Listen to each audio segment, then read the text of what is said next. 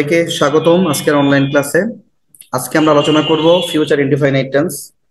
আমরা সকলে অবগত আছি টেন্সকে প্রথমত তিন ভাগে ভাগ করা আছে: প্রেজেন্ট টেন্স, পাস্ট টেন্স এবং ফিউচার টেন্স। প্রেজেন্ট টেন্স বর্তমান কাল, পাস্ট টেন্স অতীতকাল এবং ফিউচার টেন্স ভবিষ্যৎকাল। প্রত্যেক প্রকার টেন্সকে আবার চার ভাগে ভাগ করা হয়ে থাকে। আমরা জানি প্রেজেন্ট টেন্সকে চার ভাগে ভাগ ভাগ করা হয়েছে, পাস্ট টেন্সকেও চার ভাগে ভাগ করা হয়েছে এবং ফিউচার টেন্সকেও চার ভাগে ভাগ করা হয়ে থাকে। তো ফিউচার টেন্সকে যে চার ভাগে বিভক্ত করা হয়েছে এর প্রথম প্রকারটির নাম হচ্ছে ফিউচার ইনডিফাইনাইট টেন্স। ফিউচার শব্দের বাংলা অর্থ ভবিষ্যৎ, ইনডিফাইনাইট শব্দের বাংলা অর্থ সাধারণ, আর টেন্স শব্দের বাংলা অর্থ কাল বা সময়। তাহলে সাধারণ, ভবিষ্যৎকাল, আমরা অর্থটা বলতে পারি ফিউচার ইনডিফাইনাইট টেন্স, সাধারণ ভবিষ্যৎকাল। ইতিপূর্বে যেমনটি আমরা আলোচনা করেছিলাম প্রেজেন্ট ইনডিফাইনাইট টেন্স, সাধারণ বর্তমানকাল। এরপরে আমরা আলোচনা করেছি পাস্ট ইনডিফাইনাইট টেন্স, সাধারণ অতীতকাল। আর আজকে আমরা আলোচনা করছি ফিউচার ইনডিফাইনাইট টেন্স, সাধারণ ভবিষ্যৎকাল। সাধারণ ভবিষ্যৎকাল বা ফিউচার ইনডিফাইনাইট টেন্স কাকে বলে? সঙ্গে আমরা বলতে পারি ভবিষ্যতে কোনো কাজ শুরু হবে বা ভবিষ্যতে কোনো ক্রিয়া সম্পন্ন হবে বা ভবিষ্যতে কোনো কিছু করা হবে, এরকমটি যদি বোঝানো হয় তাহলে ফিউচার ইনডিফাইনাইট টেন্স হয়। অর্থাৎ ক্রিয়া সর্বদা ভবিষ্যৎ সময়কে নির্দেশ করবে। ভবিষ্যতে কোনো কিছু করা হবে, ভবিষ্যতে কোনো কিছু খাওয়া হবে, কোথাও যাওয়া হবে, এ ধরনের কোনো ক্রিয়া যদি ভবিষ্যতে সম্পন্ন হয় তাহলে ফিউচার ইনডিফাইনাইট টেন্স হবে। তো প্রথমে ফিউচার ইনডিফাইনাইট টেন্সের আমরা চিহ্নের উপর শিখে নেই। দেখো, এখানে বলা হয়েছে বাংলা বাক্যের ক্রিয়ার শেষে বে, ব, বা, বেন ইত্যাদি হবে। অর্থাৎ ফিউচার ইনডিফাইনাইট টেন্সের যে বাংলা বাক্যগুলো আছে এই বাংলা বাক্যগুলোর ক্রিয়া, আমরা জানি বাংলা বাক্যের ক্রিয়া সর্বদা বাংলা বাক্যের শেষে থাকে। ক্রিয়া সর্বদা বাংলা বাক্যের শেষে লেখা থাকে। তো সেই ক্রিয়ারও শেষে এই বর্ণগুলোর উচ্চারণ হবে, যেমন বে, ব, বা, বেন। এখানে চারটি বর্ণ আছে, দেখো, চার ধরনের উচ্চারণ: বে, ব, বা, বেন। তাহলে বাংলা বাক্যের ক্রিয়ার শেষে বে, ব, বা, বেন ইত্যাদি উচ্চারিত হলে বাক্যটি ফিউচার ইনডিফাইনাইট টেন্স হবে এবং সেক্ষেত্রে এই বাক্যটির বাংলা অর্থ ভবিষ্যৎ সময়কে নির্দেশ করবে। ক্রিয়া ভবিষ্যতে সম্পন্ন হবে সেটি বোঝানো হবে। যেমন দেখো, উদাহরণে যাই আমরা, আমি বিদ্যালয়ে যাব। আমি বিদ্যালয়ে যাব এই বাক্যের শেষে শব্দটি হচ্ছে যাব। যাব হচ্ছে এই বাক্যের ক্রিয়া এবং এই ক্রিয়ার শেষে ব উচ্চারিত হয়েছে। ক্রিয়ার শেষে এখানে ব উচ্চারিত হয়েছে, সুতরাং এখানে ব হচ্ছে এই বাক্যের চিনিবার উপায়। এই বাক্যটা ফিউচার ইনডিফাইনাইট টেন্স। ব লেটারটির মাধ্যমে আমরা বুঝতে পারবো এটা ফিউচার ইনডিফাইনাইট টেন্স। এবং আমরা যদি ক্রিয়ার দিকে তাকাই, যাব, আমি বিদ্যালয়ে যাব, অর্থাৎ আমার বিদ্যালয়ে যাওয়ার কাজটা এখনো সম্পন্ন হয়নি, ক্রিয়া সম্পন্ন হয়নি, ক্রিয়া ভবিষ্যতে সম্পন্ন হবে, পরে সম্পন্ন হবে। অর্থাৎ ক্রিয়া ভবিষ্যতে সম্পন্ন হবে সেটাকে এখানে নির্দেশ করা হচ্ছে, আমি বিদ্যালয়ে যাব। আমরা যদি দ্বিতীয় বাক্যের দিকে তাকাই, এখানে লেখা আছে তুমি বিদ্যালয়ে যাবে। তবে এই বাক্যের শেষে দেখো বে আছে। তো কোনো বাক্যের শেষে যদি বে থাকে, আমরা একটু আগে শিখেছি, তাহলে সেটি ফিউচার ইনডিফাইনাইট টেন্স হবে। বে থাকার কারণে এই বাক্যটিকে আমরা ফিউচার ইনডিফাইনাইট টেন্স বলবো এবং এই বাক্যের ক্রিয়া হচ্ছে যাবে। এই বাক্যের বাংলা বাক্যের শেষে যাবে শব্দটি আছে, সুতরাং যাবে হচ্ছে এখানে ক্রিয়া। তো যাবে বলতে তুমি পরে বিদ্যালয়ে যাবে, বিদ্যালয়ে যাওয়ার কাজটা এখনো সম্পন্ন হয়নি, তুমি বিদ্যালয়ে পরে যাবে। এখানে বলা হচ্ছে তুমি বিদ্যালয়ে যাবে মানে পরে যাবে, এখন না। তাহলে ক্রিয়াটা বর্তমানে সম্পন্ন হচ্ছে না, অতীতেও সম্পন্ন হয় না, এটা ভবিষ্যতে সম্পন্ন হবে, পরে সম্পন্ন হবে। তার মানে এখানেও ক্রিয়া ভবিষ্যৎ সময়কে নির্দেশ করছে। শেষ বাক্যটার দিকে আমরা দেখি, তিনি বিদ্যালয়ে যাবেন। যাবেন হচ্ছে এই বাক্যের ক্রিয়া। যাবেন বলতে তিনি পরে যাবেন, তিনি এখনো যান নাই, তার যাওয়ার কাজটা এখনো সম্পন্ন হয় নাই। তাহলে ক্রিয়া এখনো সম্পন্ন হয়নি, ক্রিয়া ভবিষ্যতে সম্পন্ন হবে, ভবিষ্যৎ সময়কে এখানে নির্দেশ করা হচ্ছে। তো সেক্ষেত্রে বাক্যের শেষে দেখো বেন যুক্ত হয়েছে, আর বেন যুক্ত হওয়ার কারণে এবং ক্রিয়া ভবিষ্যৎ সময়কে নির্দেশ করার কারণে এই বাক্যটিকে আমরা বলবো ফিউচার ইনডিফাইনাইট টেন্স। তাহলে সংক্ষিপ্ত ভাবে আমরা বলতে পারি যে বাংলা বাক্যের শেষে যে ক্রিয়া বসে সেই ক্রিয়ার শেষে ব, বে, বেন, আমি আবার বলছি, ব, বে, বা, বেন উচ্চারিত হবে। যদি উচ্চারিত হয় তাহলে সেটি হবে ফিউচার ইনডিফাইনাইট টেন্স। আমরা ইংরেজি বাক্যগুলোর দিকে যদি একবার দেখি, আমি বিদ্যালয়ে যাব, দেখো ইংরেজি বাক্যে বলা হয়েছে I shall go to school, আমি বিদ্যালয়ে যাব। তুমি বিদ্যালয়ে যাবে, you will go to school, তুমি বিদ্যালয়ে যাবে। তিনি বিদ্যালয়ে যাবেন, she will go to school. তাহলে I shall go to school, you will go to school, she will go to school. তিনটা বাক্য কিন্তু সেম, খুব বেশি পার্থক্য নেই। আমরা একটা পার্থক্য লক্ষ্য করছি, সেটি হচ্ছে অক্সিলারি ভার্বের পার্থক্য, শ্যাল এবং উইল। দেখো তিনটা বাক্যে আমি গো ভার্ব ব্যবহার করেছি এবং টু স্কুল এক্সটেনশন ব্যবহার করেছি। গো to school, go to school, go to school. তিনটা বাক্যের শুরুতে সাবজেক্ট আছে আই, প্রথম বাক্যে, দ্বিতীয় বাক্যে ইউ এবং তৃতীয় বাক্যে সি। সাবজেক্ট পেয়েছি আমরা, বাট অক্সিলারি ভার্বের, সাহায্যকারী ভার্বের ব্যবহারগত পার্থক্য দেখতে পাচ্ছি। প্রথম বাক্যে আয়ের সাথে সাহায্যকারী ভার্ব শ্যাল যুক্ত হয়েছে, দ্বিতীয় বাক্যে ইউ সাবজেক্টের সাথে সাহায্যকারী ভার্ব উইল যুক্ত হয়েছে, এবং তৃতীয় বাক্যে সি সাবজেক্টের সাথে সাহায্যকারী ভার্ব উইল যুক্ত হয়েছে। তাহলে এখানে শ্যাল এবং উইল সাহায্যকারী ভার্বের ব্যবহারগত একটা পার্থক্য আছে, এটা আমাদের জেনে নিতে হবে। তো আমরা সেই পার্থক্যে চলে যাব। তার আগে আমরা একটু অ্যাফার্মেটিভ বা হ্যাঁ বোধকের গঠনটা দেখে নেই। হ্যাঁ বোধকের গঠন দেখার পরে আমরা শ্যাল এবং উইলের ব্যবহারগত পার্থক্যে যাব। তো আপাতত যেটুকু আমাদের মনে রাখতে হবে এখানে, যে ফিউচার ইনডিফাইনাইট টেন্স দ্বারা ভবিষ্যতের সময়কে নির্দেশ করা হয়, ক্রিয়া ভবিষ্যতে সম্পন্ন হবে সেটিকে নির্দেশ করা হচ্ছে, এবং বাংলা বাক্যের ক্রিয়ার শেষে বে, ব, বা, বেন ইত্যাদি উচ্চারিত হবে, এবং ইংরেজি বাক্যে আমরা শ্যাল এবং উইলের উপস্থিতি দেখতে পাবো। ঠিক আছে, শ্যাল এবং উইল থাকবে। আচ্ছা, এই শ্যাল উইলের সম্পর্কে আমরা ইতিমধ্যে জেনেছি। শ্যাল এবং উইল মডাল ভার্বের অংশ। আমরা জানি অক্সিলারি ভার্বকে দুই ভাগে ভাগ করা হয়ে থাকে, প্রাইমারি অক্সিলারি এবং মডাল অক্সিলারি। এই মডাল অক্সিলারি ভার্বের মধ্যে শ্যাল এবং উইল আছে, যে শ্যাল এবং উইল ফিউচার ইনডিফাইনাইট টেন্সের অক্সিলারি ভার্ব হিসেবে ব্যবহৃত হয়ে থাকে। এবং শ্যাল এবং উইলের ব্যবহার ঠিক মডাল ভার্বের মতোই। শ্যাল এবং উইলের পরে যে প্রিন্সিপাল ভার্বটি থাকবে সেই ভার্বের বেস ফর্ম বা প্রেজেন্ট ফর্ম হয়। যেমন আই শ্যাল গো, দেখো শ্যালের পরে গো ব্যবহার করেছি, গো ভার্বের কোনো পরিবর্তন হয় নাই। এরপরে you will go, will modal ভার্বের পরে গো ব্যবহার করেছি, গোর কোনো পরিবর্তন হয় নাই। এবং 3 নম্বর বাক্যে শি উইল গো, এখানে উইল মডাল ভার্বের পরে গো ভার্বের কোনো পরিবর্তন হয় নাই। কারণ এই মডাল অক্সিলারি গুলো বা মডাল ভার্ব গুলোর একটা বৈশিষ্ট্য আছে, সেটা হলো যে মডাল ভার্ব নিজে কখনো পরিবর্তন হয় না, অন্য কোনো ভার্বেরও পরিবর্তন করে না। আমরা 3টা বাক্যেই গো প্রিন্সিপাল ভার্বের কোনো পরিবর্তন দেখিনি, কারণ এগুলোর পূর্বে যে অক্সিলারি ভার্ব গুলো ব্যবহার করা হয়েছে শ্যাল এবং উইল, এগুলো মূলত মডাল অক্সিলারি। আমরা একটু অ্যাফার্মেটিভের গঠন দেখে নেব। অ্যাফার্মেটিভ শব্দের বাংলা অর্থ হচ্ছে হ্যাঁ বোধক। তাহলে আমরা প্রত্যেকটা টেন্সের গঠনকে 4 ভাগে বিভক্ত করেছি। প্রত্যেকটা টেন্সের গঠনকে 4 ভাবে লেখা যায়: অ্যাফার্মেটিভ, নেগেটিভ, ইন্টারোগেটিভ এবং ইন্টারোগেটিভ নেগেটিভ। তো অ্যাফার্মেটিভ শব্দের বাংলা অর্থ হচ্ছে হ্যাঁ বোধক। আমরা হ্যাঁ বোধক বাক্যের গঠনটা দেখে নিব। প্রথমেই বাক্যের সাবজেক্ট ব্যবহার করতে হবে, সাবজেক্টের পরে সাহায্যকারী ভার্ব শ্যাল অথবা উইল ব্যবহার করতে হবে। এক্ষেত্রে শ্যাল এবং উইলের ব্যবহারটা নির্ভর করবে সাবজেক্টের উপরে। সাবজেক্ট যদি ফার্স্ট পার্সন হয় তাহলে শ্যাল বসবে, আর সাবজেক্ট যদি ফার্স্ট পার্সন না হয়ে সেকেন্ড পার্সন অথবা থার্ড পার্সন হয় তাহলে উইল ব্যবহার করতে হবে। আমি ব্যবহারটি আরো একবার বলছি, শ্যাল এবং উইল দুইটি অক্সিলারি ভার্ব, দুটির আলাদা ব্যবহারগত পার্থক্য আছে। তো জেনে নিচ্ছি যে আমরা শ্যাল কোথায় ব্যবহার করব। শ্যাল সাহায্যকারী ভার্বটি ব্যবহার করতে হবে যদি সাবজেক্ট ফার্স্ট পার্সন হয়, অর্থাৎ ফার্স্ট পার্সন সাবজেক্টের সাথে শ্যাল বসে, এবং সাবজেক্ট যদি সেকেন্ড পার্সন হয় সেক্ষেত্রে উইল ব্যবহার করতে হবে, এবং থার্ড পার্সন সাবজেক্টের ক্ষেত্রে উইল ব্যবহার করতে হবে। তাহলে ফার্স্ট পার্সন সাবজেক্টে শ্যাল বসে, সেকেন্ড পার্সন এবং থার্ড পার্সন সাবজেক্টে উইল বসে। আশা করি বুঝতে পেরেছো। এরপর যে প্রিন্সিপাল ভার্বটি থাকবে সেই ভার্বের প্রেজেন্ট ফর্ম অর্থাৎ V1 হবে, মূল ভার্বের প্রেজেন্ট ফর্ম বা V1 হবে, এবং বাক্যের শেষে অবজেক্ট বা এক্সটেনশন ব্যবহার করতে হবে। গঠনটা আমি আরেকবার বলে নেই। প্রথমে সাবজেক্ট, সাবজেক্টের পরে সাহায্যকারী ভার্ব শ্যাল অথবা উইল, এরপরে প্রিন্সিপাল ভার্বের সাথে প্রিন্সিপাল ভার্বের প্রেজেন্ট ফর্ম হবে, এবং তারপরে অবজেক্ট অথবা এক্সটেনশন বসবে।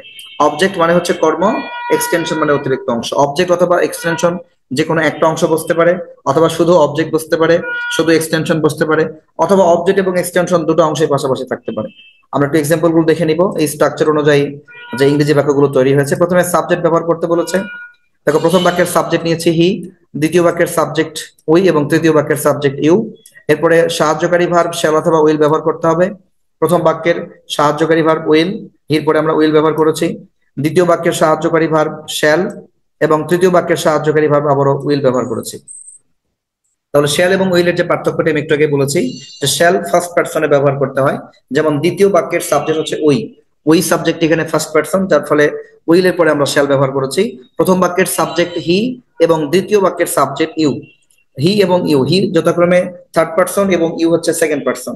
তাহলে সেকেন্ড পার্সন এবং থার্ড পার্সনে উইল বসে। সাবজেক্ট যদি থার্ড পার্সন হয় উইল ব্যবহার করতে হবে, তারপরে সাবজেক্ট যদি সেকেন্ড পার্সন হয় তারপরে উইল ব্যবহার করতে হবে, আর শ্যাল ব্যবহার করতে হবে শুধুমাত্র ফার্স্ট পার্সন সাবজেক্টের সাথে। এরপরে বলেছে ভার্বের প্রেজেন্ট ফর্ম বসবে। দেখো, প্রত্যেকটা বাক্যে আমরা ভার্বের প্রেজেন্ট ফর্ম ব্যবহার করেছি। প্লে, প্লে ভার্বের প্রেজেন্ট ফর্ম। এরপরে অবজেক্ট বা এক্সটেনশন ব্যবহার করতে হবে। অবজেক্ট ব্যবহার করেছি প্রথম বাক্যে ফুটবল, দ্বিতীয় বাক্যে ফুটবল, তৃতীয় বাক্যে ফুটবল। তাহলে বাংলা অর্থগুলো সহজ যদি আমরা বাক্যগুলো পড়ি, I will play football, sorry he will play football, say football খেলবে। তার মানে সে এখনো ফুটবল খেলেনি, সে ভবিষ্যতে খেলবে। এখানে খেলবে ক্রিয়াটি ভবিষ্যৎ সময়কে নির্দেশ করছে, ক্রিয়াটি ভবিষ্যতে সম্পন্ন হবে। উই শ্যাল প্লে ফুটবল, আমরা ফুটবল খেলবো। আমাদের ফুটবল খেলার কাজটি এখনো শেষ হয়নি, আমরা এখনো শুরু করিনি খেলা, আমরা পরে খেলবো, অর্থাৎ ভবিষ্যতে খেলবো, খেলাটা ভবিষ্যতে সম্পন্ন হবে।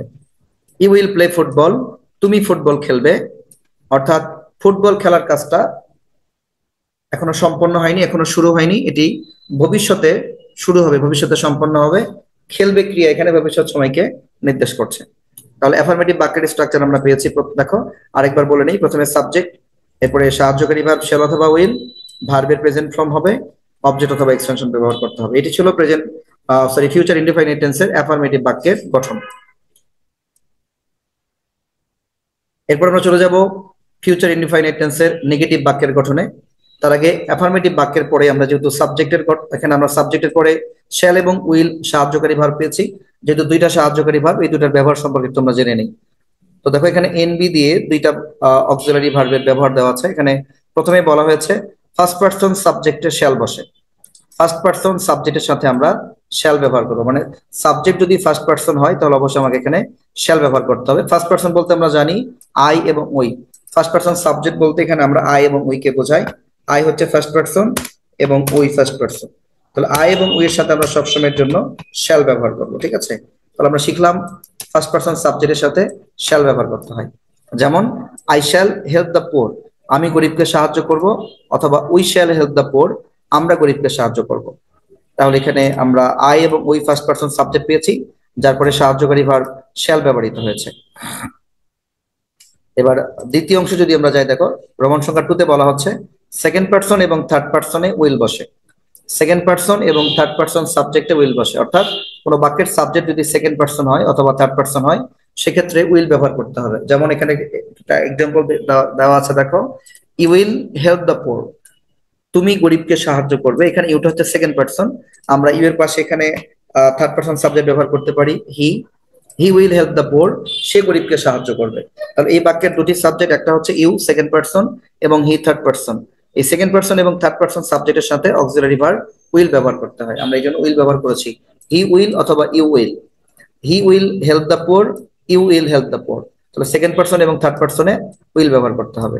এবং সর্বশেষ 3 নাম্বার এখানে দেখানো হয়েছে ফার্স্ট পারসন, সেকেন্ড পারসন এবং থার্ড পারসনে উইল বসে, অর্থাৎ আধুনিক ইংলিশ গ্রামারগুলোতে উইলের ব্যবহারে বলা হয়ে থাকে উইল সার্বজনীন একটা অক্সিলারি ভার্ব। উইল সকল সাবজেক্টের সাথেই বসবে।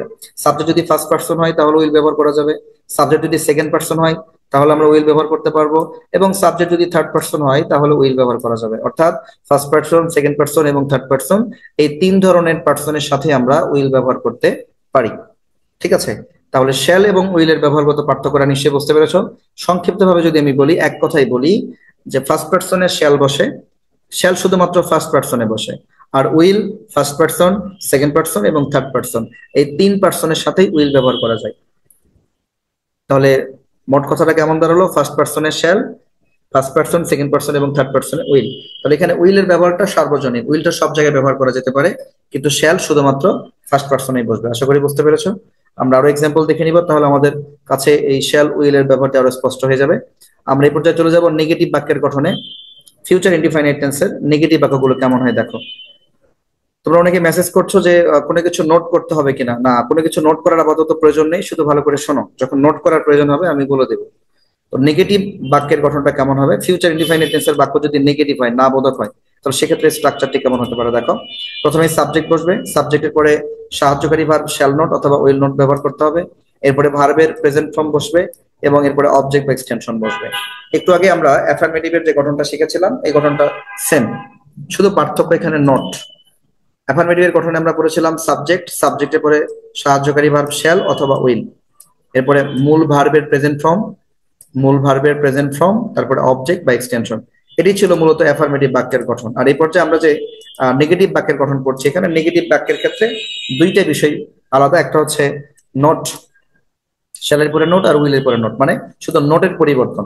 অ্যাফার্মেটিভ গঠনের সাথে যদি আমরা নোট যুক্ত করে দেই তাহলে অটোমেটিক গঠনটি নেগেটিভ হয়ে যাবে, ঠিক আছে? অ্যাফার্মেটিভের সাথে নোট যুক্ত করলে নেগেটিভ হয়ে যায়। তাহলে অ্যাফার্মেটিভের স্ট্রাকচার আর নেগেটিভের স্ট্রাকচার সেম, একটা পড়লে আরেকটা অটোমেটিক হয়ে যাবে, শুধু মনে রাখতে হবে নট। পার্থক্য হচ্ছে নট, শ্যাল উইলের পরে নট। যেমন বাংলা বাক্যের এবং ইংরেজি বাক্যের এক্সাম্পল আমরা দেখে নিব। He will not go to school. দেখো he will not go to school, সে বিদ্যালয়ে যাবে না। এখানে উইল অক্সিলারি ভার্বের পরে নট অতিরিক্ত ব্যবহার করেছি আমরা, যার ফলে বাক্যটি নেগেটিভ হয়েছে। ঠিক আছে, দ্বিতীয় বাক্যের দিকে যদি আমরা তাকাই, we shall not it an Apple, আমরা আপেল খাবো না। এই বাক্যে দেখো শ্যালের পরে অতিরিক্ত নোট যুক্ত করে বাক্যটিকে নেগেটিভ করে দেওয়া হয়েছে। তাহলে অ্যাফার্মেটিভ থেকে নেগেটিভ করার জন্য সাহায্যকারী ভার্ব শ্যাল এবং উইলের পরে নোট যুক্ত করতে হয়। ঠিক এইভাবেই উইলের পরে নোট দিলে বাক্যটি নেগেটিভ হয়ে যাবে। দ্বিতীয় বাক্যে দেখো শ্যাল আছে, শ্যালের পরে নোট যুক্ত করলে বাক্যটি নেগেটিভ হয়ে যাবে। তাহলে ফিউচার ইনডিফাইনাইট টেন্সের অ্যাফার্মেটিভ এবং নেগেটিভের বাক্যের গঠন সেম, শুধুমাত্র নোট পার্থক্য। আমরা গত ক্লাসে যেমনটি আলোচনা করেছিলাম পাস্ট কন্টিনিউয়াস টেন্সের বাক্যের স্ট্রাকচারে, যে শুধুমাত্র নোট পার্থক্য হয়। অ্যাফার্মেটিভ থেকে নেগেটিভ করতে গেলে অতিরিক্ত নোট যুক্ত করতে হয়, এবং ইন্টারোগেটিভ থেকে ইন্টারোগেটিভ নেগেটিভ করতে গেলে শুধুমাত্র নোট যুক্ত করতে হয়। ঠিক এখানেও সেম বিষয়টা আমরা পেয়ে গেলাম। অ্যাফার্মেটিভ থেকে নেগেটিভ করছি, সেম গঠন আমরা ব্যবহার করছি, শুধু অতিরিক্ত নোট ব্যবহার করতে হয়েছে নেগেটিভ করার জন্য। এবং এর পর্যায়ে আমরা ইন্টারোগেটিভ পড়বো এবং ইন্টারোগেটিভের শেষে ইন্টারোগেটিভ নেগেটিভের গঠন করে নিব। এখানেও তোমরা দেখতে পাবে শুধুমাত্র নোটের পার্থক্য, আর অন্য কোথাও কোনো পার্থক্য নেই। তো দেখো অ্যাফার্মেটিভ থেকে যদি আমরা ইন্টারোগেটিভের পার্থক্য খুঁজতে চাই, তাহলে একটা পার্থক্য এখানে থাকবে।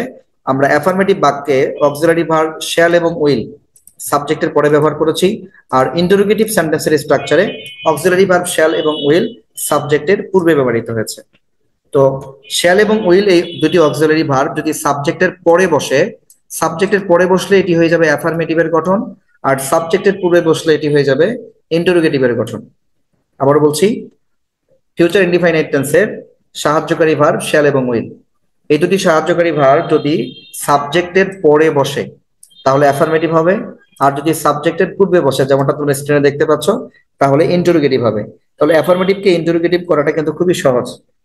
ফিউচার ইনডিফাইনাইট টেন্সের একটা অ্যাফার্মেটিভ বাক্য তোমাকে দিয়ে সেটাকে যদি আমি ইন্টারোগেটিভ করতে বলি, খুব সহজেই বাক্যের মাঝে সাবজেক্টের পরে যে সাহায্যকারী ভার্ব শ্যাল এবং উইল থাকে, এই শ্যাল এবং উইলকে সাবজেক্টের আগে দিয়ে দিলে বাক্যটি অটোমেটিক ইন্টারোগেটিভে পরিণত হবে। যেমনটা এখানে এক্সাম্পল গুলো দেওয়া আছে, আমরা একটু মিলিয়ে নিব স্ট্রাকচারের সাথে এক্সাম্পল গুলো ঠিক আছে কিনা। প্রথমে শ্যাল এবং উইল ব্যবহার করতে হবে। ইতিমধ্যে আমরা শ্যাল এবং উইলের ব্যবহার আলোচনা করেছি, আমরা একটু দেখে নেই শ্যাল এবং উইল কোথায় বসে। দেখো, তো শ্যাল এবং উইল ব্যবহার করতে হবে। প্রথম বাক্যে আমরা উইল ব্যবহার করেছি, দ্বিতীয় বাক্যে উইল ব্যবহার করেছি, 3 নম্বর বাক্যে শ্যাল ব্যবহার করেছি, কারণ এখানে সাবজেক্ট অনুযায়ী শ্যাল এবং উইল এর ব্যবহার আলাদা হয়েছে। এরপরে সাবজেক্ট ব্যবহার করতে হবে। প্রথম বাক্যের সাবজেক্ট ছিল হি, থার্ড পারসন, এই জন্য উইল ব্যবহার করতে হয়েছে। দ্বিতীয় বাক্যের সাবজেক্ট ছিল ইউ, এখানে ইউটা সেকেন্ড পারসন, সে কারণে আমরা উইল নিয়েছি। এবং 3 নম্বর বাক্যের সাবজেক্ট হচ্ছে আই, ফার্স্ট পারসন, এই জন্য আমরা শ্যাল ব্যবহার করেছি। তাহলে সাবজেক্টের ব্যবহার করা হয়ে গেল। এরপর ভার্বের প্রেজেন্ট ফর্ম ব্যবহার করতে হবে। প্রত্যেকটা বাক্যেই ভার্বের প্রেজেন্ট ফর্ম ব্যবহার করা হয়েছে, গো, গো ভার্বের কোনো পরিবর্তন হয় নাই। এরপরে অবজেক্ট বা এক্সটেনশন ব্যবহার করতে হবে। প্রথম বাক্যে আমরা এক্সটেনশন ব্যবহার করেছি টু স্কুল, দ্বিতীয় বাক্যে সেম, তৃতীয় বাক্যেও দেখো সেম। এরপরে সর্বশেষ কোশ্চেন মার্ক দিতে হবে। প্রত্যেকটা বাক্যের শেষে আমরা কোশ্চেন মার্ক দিয়েছি। তাহলে পরিবর্তন আমরা দুইটা দেখতে পাচ্ছি, একটা হচ্ছে অক্সিলারি ভার্ব শ্যাল এবং উইল সাবজেক্টের আগে ব্যবহার করতে হচ্ছে, এবং বাক্যের শেষে কোশ্চেন মার্ক দিতে হচ্ছে। এই দুইটা পরিবর্তনের ফলেই ফিউচার ইনডিফিনাইট টেন্সের বাক্যগুলোকে আমরা অ্যাফার্মেটিভ থেকে খুব সহজেই নেগেটিভে পরিবর্তন করতে পারছি। তাহলে অ্যাফার্মেটিভ এর গঠনটাকে নেগেটিভ করা খুবই সহজ, আমরা শিখে নিলাম। আমরা এবার বাংলা এবং ইংরেজি বাক্যগুলো পড়ে নেই। ইংরেজি বাক্যে বলা হয়েছে will he go to school, সে কি বিদ্যালয়ে যাবে। আবারও বলছি, দেখো, will he go to school, সে কি বিদ্যালয়ে যাবে। দ্বিতীয় বাক্য দেখো, will you go to school, তুমি কি বিদ্যালয়ে যাবে। 3 নম্বর বাক্য, shall I go to school, আমি কি বিদ্যালয়ে যাব। তাহলে প্রত্যেকটা বাক্যের ক্রিয়ার শেষে দেখো বে, প্রথম বাক্যে বে, দ্বিতীয় বাক্যে বে, তৃতীয় বাক্যে আছে ব। তাহলে বে, ব, বা, বেন থাকবে, ফিউচার ইনডিফিনাইট টেন্স হবে। এবং প্রত্যেকটা বাক্য ইন্টারোগেটিভ, এখানে প্রত্যেকটা বাক্যে প্রশ্ন করা হয়েছে। ইন্টারোগেটিভের স্ট্রাকচার আমরা শিখে নিলাম। আমরা ইংরেজি বাক্যগুলোর গঠনগুলোকে মিলিয়ে নিলাম এবং বাংলা বাক্য পড়ে নিলাম। এরপর যে আমরা যাব ইন্টারোগেটিভ নেগেটিভের গঠনে। ইন্টারোগেটিভ নেগেটিভ অর্থাৎ প্রশ্নবোধক না বোধক। আমরা যেমনটা একটু আগে অ্যাফার্মেটিভ থেকে নেগেটিভের পার্থক্য শিখেছি, অ্যাফার্মেটিভের গঠন থেকে নেগেটিভের গঠনের পার্থক্য শুধু অতিরিক্ত নোট ছিল, ঠিক এখানেও সেম পার্থক্যটা আমরা পেয়ে যাব। ইন্টারোগেটিভের গঠনকে আমরা খুব সহজেই ইন্টারোগেটিভ নেগেটিভের গঠনে পরিবর্তন করতে পারবো। আমি আবারও বলছি, এটি ফিউচার ইনডিফাইনাইট টেন্স। এই ফিউচার ইনডিফাইনাইট টেন্সের ইন্টারোগেটিভের যে গঠনটা আমরা পড়লাম, এই গঠনটাকে আমরা ইন্টারোগেটিভ নেগেটিভের গঠনে পরিবর্তন করব। শুধুমাত্র এই যে আমরা সাবজেক্টের পূর্বে যে অক্সিলারি ভার্ব শ্যাল এবং উইল ব্যবহার করেছি, এই অক্সিলারি ভার্বের সাথে আমরা নোট যুক্ত করে দিব। নোট যুক্ত করে দিলেই অটোমেটিক এটি ইন্টারোগেটিভ নেগেটিভ হয়ে যাবে। ইন্টারোগেটিভ আছে, নট যুক্ত করে দিলে হয়ে যাবে নেগেটিভ। আমরা দেখে নেই গঠন। দেখো এখানে ইন্টারোগেটিভ নেগেটিভ অর্থাৎ প্রশ্নবোধক নাবোধক বাক্যের গঠন আমরা দেখতে পাচ্ছি। প্রথমে শান্ট অথবা অন্ট ব্যবহার করতে হবে, তারপরে সাবজেক্ট, ভার্বের প্রেজেন্ট ফর্ম, অবজেক্ট বা এক্সটেনশন, কোশ্চেন মার্ক। এটি ফিউচার ইনডিফাইনাইট টেন্সের ইন্টারোগেটিভ নেগেটিভ বাক্যের গঠন। শান্ট আমরা কেন বলছি দেখো, শ্যাল এবং নট এই দুটি শব্দকে কন্ট্রাকশন করে শান্ট করা হয়েছে। নিচে কন্ট্রাকশনের তা দেখানো হয়েছে, shall plus not. Shall plus not contraction করলে হয় শান্ট, উচ্চারণ করলে হবে শান্ট। এরপরে উইল প্লাস নট কন্ট্রাকশন করলে হবে অন্ট। এই শান্ট এবং অন্ট, বিশেষ করে অন্ট একটু ব্যতিক্রম, এটা সবাই একটু ভালো করে দেখতে হবে আন্তরিকতার সাথে এবং মনে রাখার চেষ্টা করবে। উইল প্লাস নট, এই উইল অক্সিলারি ভার্বের সাথে নটকে কন্ট্রাকশন করলে হয় অন্ট। এগুলো মূলত নেগেটিভ কন্ট্রাকশন। কন্ট্রাকশন গুলো দু ধরনের হয়, একটা হচ্ছে অ্যাফার্মেটিভ কন্ট্রাকশন, দ্বিতীয়টি হলো নেগেটিভ কন্ট্রাকশন। তো এই দুটাই নেগেটিভ কন্ট্রাকশন, শান্ট এবং অন্ট। ফিউচার ইনডিফিনিট টেন্সের ক্ষেত্রে এই দুটো মনে রাখবে তোমরা। শান্ট কিভাবে হয়েছে দেখো, প্রথমেই শ্যাল, শ্যালের শেষে যে ডাবল এল ছিল, এই প্রথমে আমরা দুটো এল কে বাদ দিয়ে দিই। দুটো এল কে বাদ দেওয়ার পরে আমরা নোটকে সাথে যুক্ত করে দিই। নোটের এনটাকে আমরা নিয়ে নেই, ওর পরিবর্তে কমা বসে তারপরে টি দিতে হয়। এইভাবে শ্যাল এবং নোট থেকে হয় শান। আর উইলের ক্ষেত্রে ঠিক সেম নিয়ম, I double L, I double L এই দুটো শব্দকে এখান থেকে বাদ দিয়ে দেওয়া হচ্ছে। দেখো আই ডাবল এল এই দুটো শব্দকে আমরা প্রথমত এখান থেকে তিনটা লেটারকে বাদ দিচ্ছি। আই এবং ডাবল এল কে বাদ দিয়ে শুধু উইল নিচ্ছি এবং নোটকে সাথে যুক্ত করে দিচ্ছি। যখন নোটকে যুক্ত করছি আমরা, তখন এই ওর পরিবর্তে কমা ব্যবহার হচ্ছে। আর আই এবং ডাবল এল এর পরিবর্তে আমরা এখানে ও ব্যবহার করছি। অর্থাৎ প্রথমে ডাবলিউ ছিল, দেখো ডাবলিউ নেওয়া হয়েছে। এরপরে আই ডাবল এল এর পরিবর্তে আমরা এখানে ও যুক্ত করেছি। তারপরে এন, নটে যুক্ত করতে হবে, নটের এন নিয়ে নিচ্ছি আমরা। এরপর নোটের মাঝে যে ওটা ছিল ওটা এখানে ঊর্ধ্বকমা হয়ে গেল, অ্যাপোস্ট্রফি কমা হয়ে গেল এবং শেষে ছিল টি, টি যুক্ত করে দিলাম, এভাবে অন্ট হয়ে গেল। ঠিক আছে, তাহলে শ্যাল থেকে নট, শ্যাল এবং নট কন্ট্রাকশন করলে হয় শান্ট, উইল এবং নটকে কন্ট্রাকশন করলে হয় অন্ট। আশা করি বুঝতে পেরেছো। আমি এটা একটু ফ্রন্ট চেঞ্জ করে দিই, খুব সহজে বুঝতে পারবে। দেখো দ্বিতীয় নিয়মটা দেখে নাও। ডাবল এল এর পরিবর্তে ডাবল এলটাকে এখানে উঠিয়ে দেওয়া হয়, বাদ দিয়ে দেওয়া হয় শ্যালের ক্ষেত্রে। আর উইলের ক্ষেত্রে আই ডাবল এল কে পরিবর্তন করে ও যুক্ত করে দেওয়া হয়। তাহলে শ্যাল এবং নোট শান্ট, উইল এবং নোট অন্ট। আশা করি বুঝতে পেরেছো। তো প্রথমে এই শান্ট এবং অন্ট আমরা যুক্ত করতে পারি। তোমরা চাইলে এটাকে কন্ট্রাকশন না করে সাবজেক্টের পরে নোট যুক্ত করতে পারো, অর্থাৎ প্রথমে শ্যাল অথবা উইল, তারপরে সাবজেক্ট, তারপরে আমরা নোট যুক্ত করতে পারি। বাট নোটটাকে আমরা সাবজেক্টের পরে না দিয়ে সাবজেক্টের আগেই ভাবে কন্ট্রাকশন করে দিব। এই কারণেই ইতিপূর্বে আমরা এই বিষয়টি আলোচনা করেছি, কারণ নোটের ব্যবহারগত পার্থক্য আছে। অর্থাৎ ইন্টারোগেটিভ নেগেটিভ সেন্টেন্সে নট নাউনের আগে বসে এবং প্রোনাউনের পরে বসে। আমি আবারও বলছি, ইন্টারোগেটিভ নেগেটিভ সেন্টেন্সে, ইন্টারোগেটিভ নেগেটিভ সেন্টেন্সে নট নাউনের আগে বসে এবং প্রোনাউনের পরে বসে। ঠিক আছে, তো এই সাবজেক্টটা কখন নাউন হবে কখন প্রোনাউন হবে এটি কিন্তু আমরা সরাসরি বলতে পারবো না সেন্টেন্সের দিকে না থাকি। সুতরাং যখন স্ট্রাকচার আমরা লিখবো, তাহলে স্ট্রাকচারের পরে কিন্তু আমরা নোট ব্যবহার করব না, কারণ আমরা জানি প্রোনাউনের পরে নোট বসে না। আর যদি আমরা কন্ট্রাকশন করে দেই ভাবে, শান্ট বা অন্টের মতো কন্ট্রাকশন করে দেই, তাহলে এটি নাউনেরও আগে বসবে, প্রোনাউনের আগে বসবে। সেক্ষেত্রে এই বাক্যের সাবজেক্টটি নাউনও হতে পারে, প্রোনাউন হতে পারে, ইট ডাজন্ট ম্যাটার। নাউন হোক বা প্রোনাউন হোক, তার আগে আমরা এই কন্ট্রাকশন করলে নট যুক্ত করতে পারবো, অর্থাৎ শান্ট এবং অন যুক্ত করবো। তো এই স্ট্রাকচারে একটা বাক্য এখানে দেখতে পাচ্ছি আমরা। দেখো প্রথমে শান্ট অথবা অন বসবে, আমরা প্রথমে এখানে অন নিয়েছি। সাবজেক্ট ব্যবহার করতে হবে, সাবজেক্ট এখানে হি ছিল।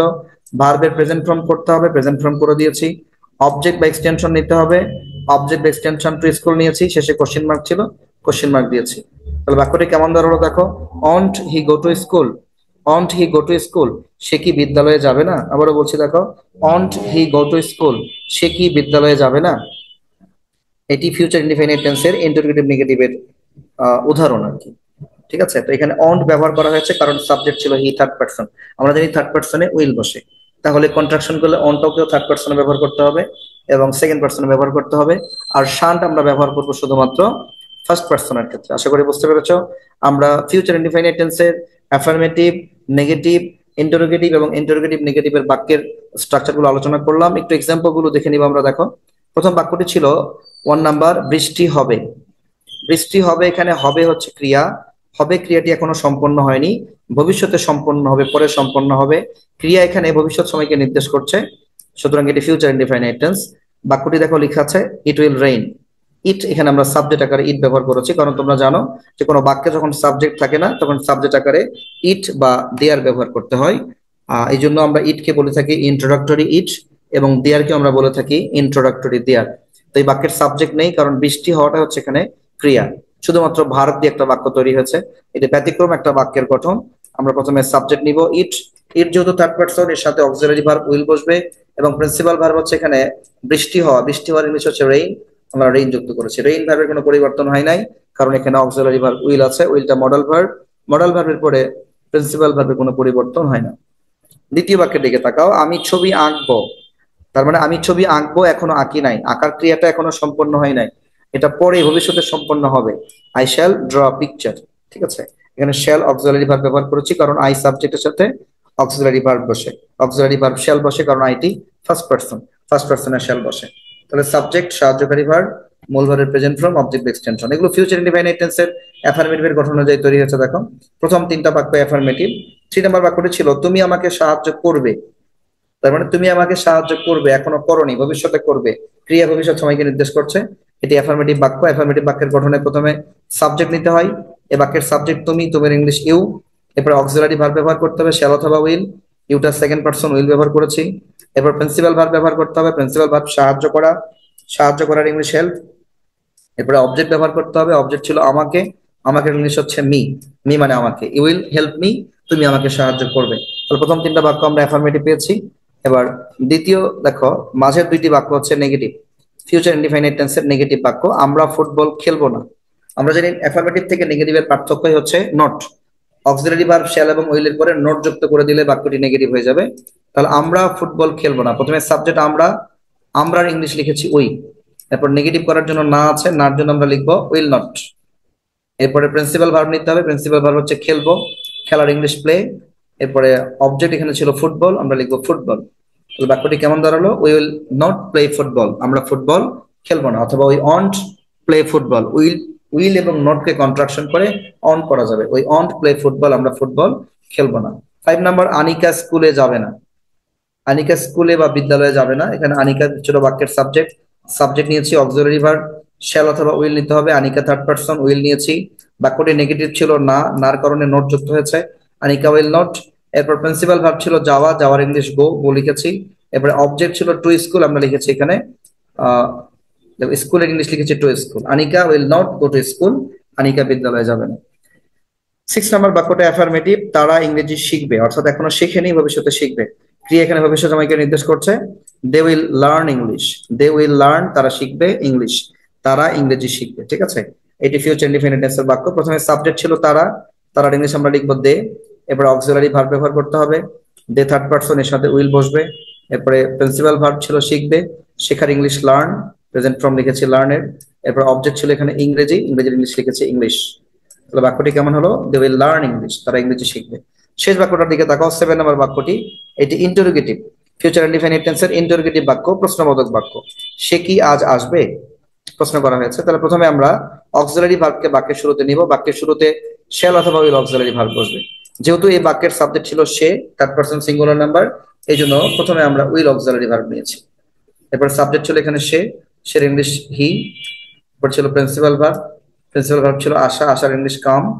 এরপরে অবজেক্ট ছিল এখানে আজ, আজের ইংলিশ হচ্ছে টুডে। এরপরে বাক্যের শেষে কোশ্চেন মার্ক। তাহলে উইল হি কাম টুডে, সে কি আজ আসবে। তাহলে মোটামুটি ফিউচার ইনডিফাইনাইট টেন্সের আমরা স্ট্রাকচার গুলো সংক্ষিপ্ত ভাবে দেখে নিলাম। আমি পরবর্তী এক্সারসাইজ অংশে পরে পরে যাব, আগে আমরা স্ট্রাকচার গুলো আরেকবার দেখে নিব। আমি আরেকবার একটু রিভিউ করতে চাচ্ছি বাবা, যারা ক্লাসে পরে জয়েন করেছো অথবা কোনো প্রবলেম আছে একবার দেখে নিতে পারো। ফিউচার ইনডিফাইনাইট টেন্সের প্রথম থেকে এট এ গ্লান্স এক পলকে শুধু বলে নেই। প্রথমে আমরা পেয়েছি ফিউচার ইনডিফাইনাইট টেন্সের চেনার উপায়, বাংলা বাক্যের ক্রিয়ার শেষে বে ব বা বেন ইত্যাদি উচ্চারিত হবে। আবারও বলছি, বাংলা বাক্যের ক্রিয়ার শেষে বে ব বা বেন ইত্যাদি উচ্চারিত হবে এবং ক্রিয়া ভবিষ্যৎ সময়কে নির্দেশ করবে, তাহলে বাক্যটি প্রেজেন্ট ইনডিফিনিট টেন্স হবে। অর্থাৎ আমরা প্রথমে ক্রিয়ার দিকে তাকাবো, ক্রিয়া ভবিষ্যৎ সময়কে নির্দেশ করবে এবং ক্রিয়ার শেষে বে ব বা বেন ইত্যাদি উচ্চারিত হবে, তাহলে বাক্যটিকে আমরা বাংলা বাক্যটিকে প্রেজেন্ট ফিউচার ইনডিফিনিট টেন্স বলবো। এটি হচ্ছে চেনার উপায়। ফিউচার ইনডিফিনিট টেন্সের 4টি গঠন, অ্যাফার্মেটিভ, নেগেটিভ, ইন্টারোগেটিভ এবং ইন্টারোগেটিভ নেগেটিভ। এক্ষেত্রে মনে রাখতে হবে এই 4টি গঠনের পার্থক্য শুধু নোট, অর্থাৎ অ্যাফার্মেটিভ থেকে নেগেটিভের যে পার্থক্য শুধু নোটের পার্থক্য, বাকি কি গঠন সেম, বাকি অন্য কোনো অংশের কোনো পরিবর্তন হবে না। অ্যাফার্মেটিভ একটা সেন্টেন্সকে খুব সহজে আমরা ফিউচার ইনডিফাইনাইট টেন্সে নেগেটিভ করতে পারবো, শুধু নোট যুক্ত করে দিলেই হবে। আমরা অ্যাফার্মেটিভের যে গঠনটি পেয়েছি, সাবজেক্ট, সাহায্যকারী ভার্ব, শ্যাল উইল, ভার্বের প্রেজেন্ট ফর্ম, অবজেক্ট এক্সটেনশন, এই গঠনটাকে দিয়ে আমরা নেগেটিভের গঠন হিসেবে ব্যবহার করব। শুধু সাহায্যকারী ভার্ব শ্যালের শেষে নোট যুক্ত করে শ্যাল নোট করে দিব এবং উইলের শেষে নোট যুক্ত করে উইল নোট করে দিব। ঠিক আছে, আমরা দেখে নিব গঠন। তার আগে শ্যাল এবং উইলের ব্যবহারটা সংক্ষেপে দেখি। ফার্স্ট পার্সন সাবজেক্টে শুধুমাত্র শ্যাল বসে, শুধু শ্যালের ব্যবহারটা মনে রাখতে হবে যে ফিউচার ইনডিফাইনাইট টেন্সের বাক্যের সাবজেক্ট যদি ফার্স্ট পার্সন হয় তাহলে শ্যাল ব্যবহার করব, সেকেন্ড পার্সন, থার্ড পার্সন এবং ফার্স্ট পার্সনে উইল বসবে। অর্থাৎ দ্বিতীয় যে অক্সিলারি ভার্বটি ছিল উইল, উইলের ব্যাপারটা সার্বজনীন, সব জায়গায় উইল বসে। আই সাবজেক্টের সাথে উইল বসবে, অর্থাৎ ফার্স্ট পার্সনে উইল বসবে, আই উই। সেকেন্ড পার্সনের সাথে উইল বসবে, থার্ড পার্সনে উইল বসবে। ফার্স্ট পার্সন, সেকেন্ড পার্সন এবং থার্ড পার্সন, এই তিন পার্সনের সাথে আমরা উইল ব্যবহার করব। আর শ্যাল ব্যবহার করব আমরা শুধুমাত্র ফার্স্ট পার্সন। সাবজেক্ট যদি ফার্স্ট পার্সন হয় তাহলে শুধুমাত্র শ্যাল বসবে, সেকেন্ড পার্সন, থার্ড পার্সন এবং ফার্স্ট পার্সনে উইল বসবে। মনে রাখবে। নেগেটিভের যে গঠনটার কথা একটু আগে বলেছিলাম, দেখো শ্যালের পরে নোট, উইলের পরে নোট, নেগেটিভ হয়েছে।